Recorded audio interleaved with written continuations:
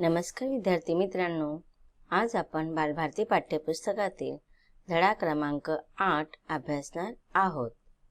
आपल्या या पाठाचे शीर्षक आहे धाडसी कॅप्टन राधिका मेनन। या पाठाचा सेशन क्रमांक 1 आहे। हा पाठ अभ्यासण्यापूर्वी आपण या पाठाच्या लेखकाबद्दल संक्षिप्त परिचय पाठ्यपुस्तकातील परिच्छेदांद्वारे जाणून घेऊया।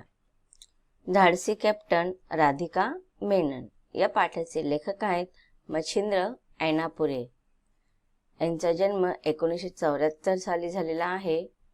हे प्रसिद्ध लेखक म्हणून यांची ख्याती मच्छिंद्र ऐनापुरे यांची ख्याती लेखक म्हणून आहे। त्यांचा जंगल एक्सप्रेस हा बालकथा संग्रह, हसत जगावे हा विनोदी कथा संग्रह प्रसिद्ध आहे।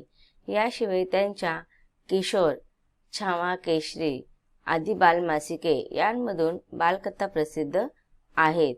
त्यांनी विविध वृत्तपत्रांमधून विविध विषयांवरील लेखन केले आहे।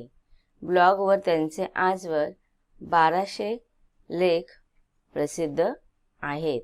हा झाला लेखकाचा संक्षिप्त परिचय।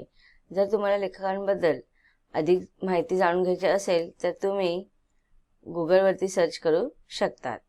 या पाठाचा संक्षिप्त सारांश तुम्हाला इकडे दिलेला आहे, तो आपण समजून घेऊया। भारतीय मर्चंट नेव्हीच्या पहिल्या कॅप्टनचा मान भूषवणाऱ्या राधिका मेनन यांना इंटरनॅशनल मॅरिटाइम ऑर्गनायझेशनने award of exceptional bravery at sea या पुरस्काराने सन्मानित केले आहे। आता बघा, मर्चंट नेव्ही हे नाव तुम्ही कदाचित ऐकलेलं असेल। आपण जेव्हा पुढे भविष्यामध्ये आपण काय होणार याबाबत सगळे स्वप्न पाहत असतात। कोणाला डॉक्टर व्हायचं असतं, कोणाला इंजिनियर व्हायचं असतं, कोणाला पायलट व्हायचं असतं, कोणाला हे व्हायचं असतं, कोणाला ते व्हायचं। बरेच असे स्वप्न प्रत्येकजण आपल्या आयुष्यामध्ये पाहत असतात।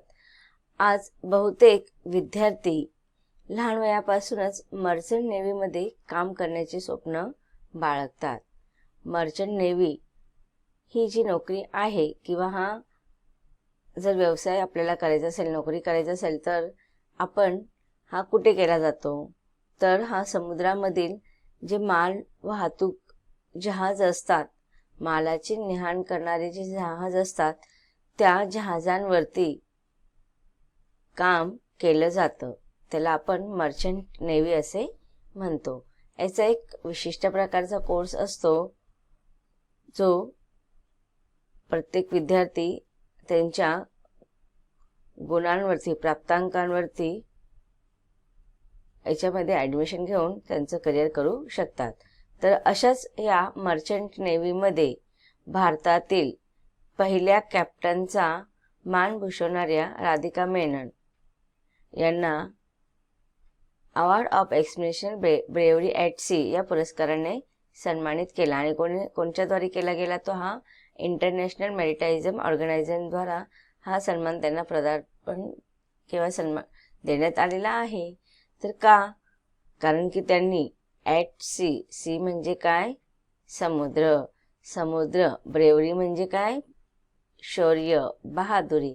तर अशा समुद्रावरती काम बजावत असताना त्यांनी जे काही शौर्याचे कार्य केलेलं होतं त्या कार्याच्या संदर्भात त्यांना हा पुरस्कार देण्यात आलेला आहे।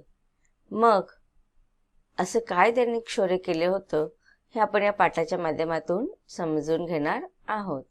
हा पुरस्कार मिळवणाऱ्या त्या जगातील पहिल्या महिला ठरल्या। आता बघा, राधिका मेनन ह्या पहिल्या कॅप्टन नेव्हीमध्ये, मर्चंट नेव्हीमध्ये कॅप्टन हे पद भूषवणाऱ्या पहिल्या भारतीय महिला तर होतात, पण जगामध्ये पहिल्या अशा महिला ठरल्या की त्यांना award for exceptional bravery at sea हा पुरस्काराने सन्मानित करण्यात आलेला आहे। तर प्रथम स्त्री किंवा प्रथम महिला जगातील म्हणून त्यांना हा पुरस्कार सन्मानित करण्यात आलेला आहे।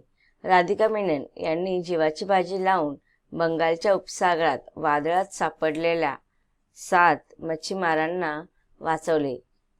तर आता बघा, हा पुरस्कार त्यांना का देण्यात आला होता की जेव्हा समुद्रामध्ये, बंगालच्या उपसागरामध्ये सागरी वादळ आले होते आणि ह्या वादळामध्ये 7 मच्छीमार सापडले होते.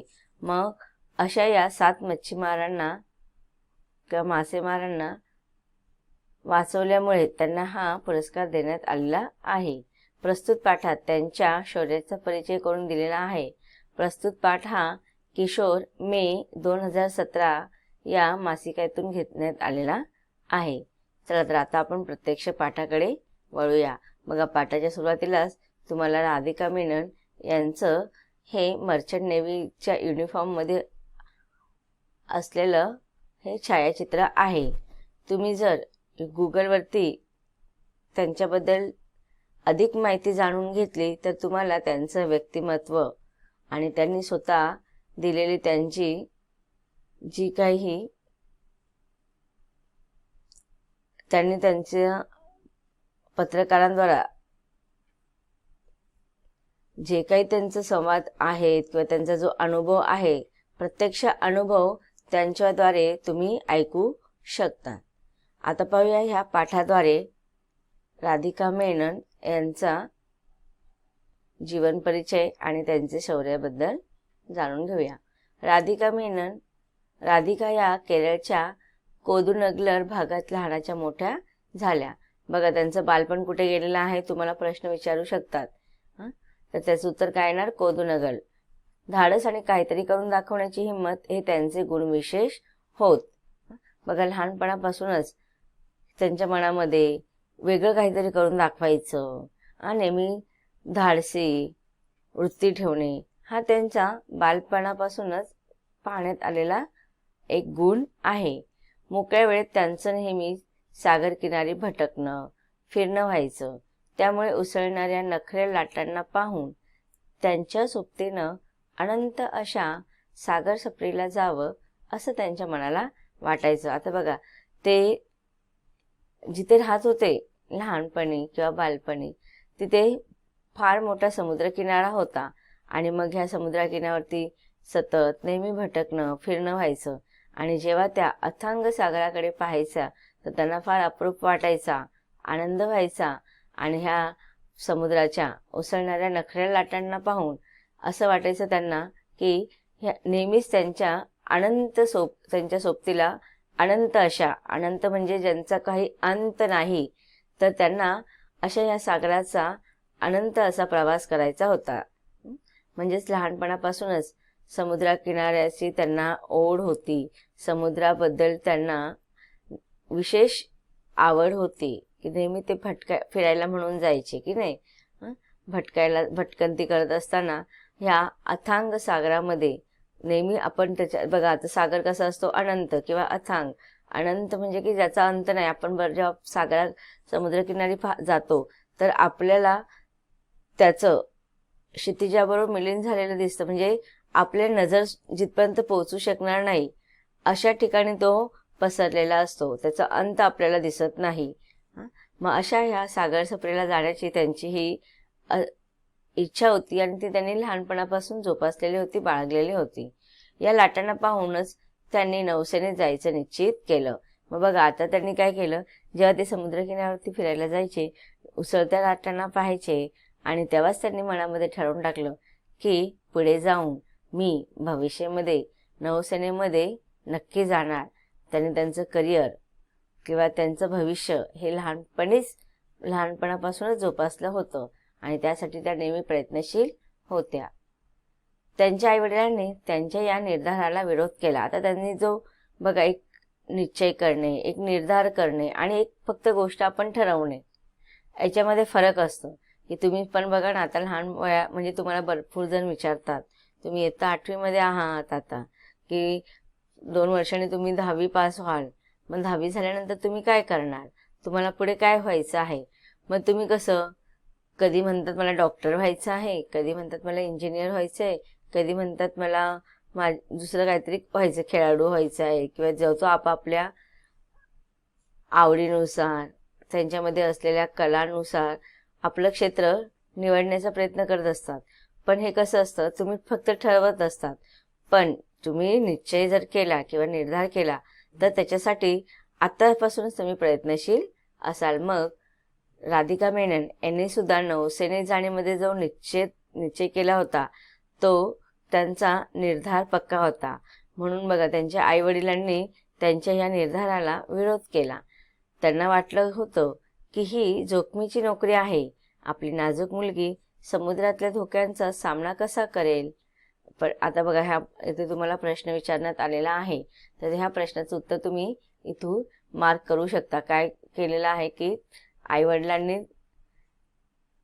राधिका मेनन यांच्या निर्धाराला विरोध का केला. आता बघा, शेवटी कितीही असले तरी ते आईवडील असतात. आईवडिलांना आपल्या मुलांची काळजी फार असते आणि त्यामध्ये विशेषतः मुलीची. आता जर आपण आपल्या पूर्वकालीन परिस्थिती जर पाहिली तर आपली एक निश्चित विचारधारा झालेली आहे की मुलांनी हे काम करावं, मुलांनी अशा प्रकारची नोकरी करावी, मुलींनी किंवा स्त्रियांनी हेच काम करावं, अशा प्रकारचीच नोकरी फक्त मुलींनी किंवा स्त्रियांनी करावी. हा आपली एक विचारसरणी पारंपरिक रूढीनुसार बनलेली असते. तर मर्चंट नेव्ही हे कार्य बघायला गेलं तर मर्चंट नेव्हीमध्ये काम करणं हे अत्यंत कठीण कार्य आहे किंवा कठीण काम आहे. आणि त्यातल्या त्यात समुद्रामध्ये जेव्हा आपण हे मर्चंट नेव्ही सारखं जेव्हा काम करतो तर तिथे काम केल्यानंतर आपल्याला कोणतंही कारण सांगता येत नाही, कारण की तिथे नोकरी करणाऱ्यांना समुद्रामध्ये किती कालावधीपर्यंत थांबावे लागेल हे सांगू शकत नव्हते.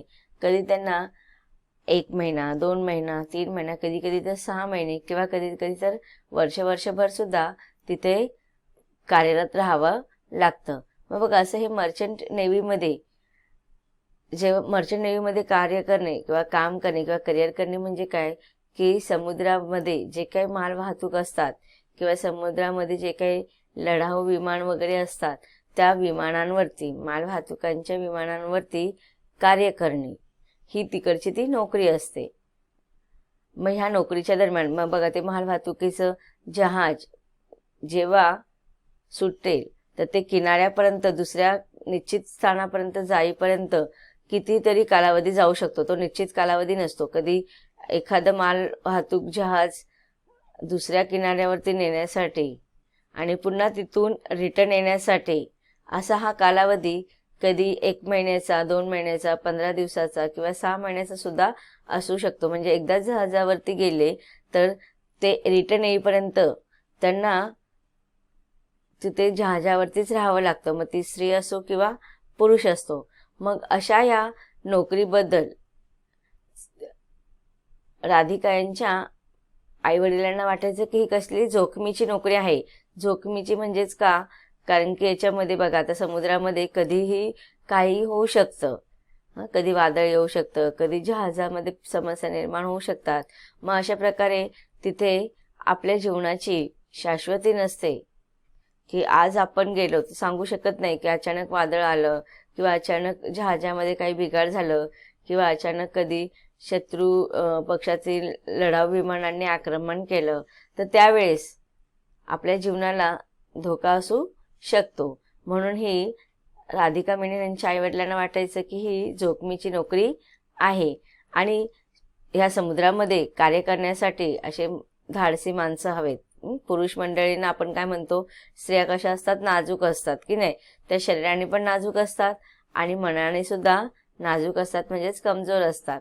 पण पुरुष कसे असतात, स्ट्रॉंग असतात, त्यांच्यामध्ये डिसिजन घेण्याचे निर्णय क्षमता चांगली असते किंवा त्या शारीरिक दृष्टी, मानसिक दृष्टी, प्रत्येक दृष्टिकोनातून स्त्रियांपेक्षा पुरुष हे अधिक मजबूत असतात.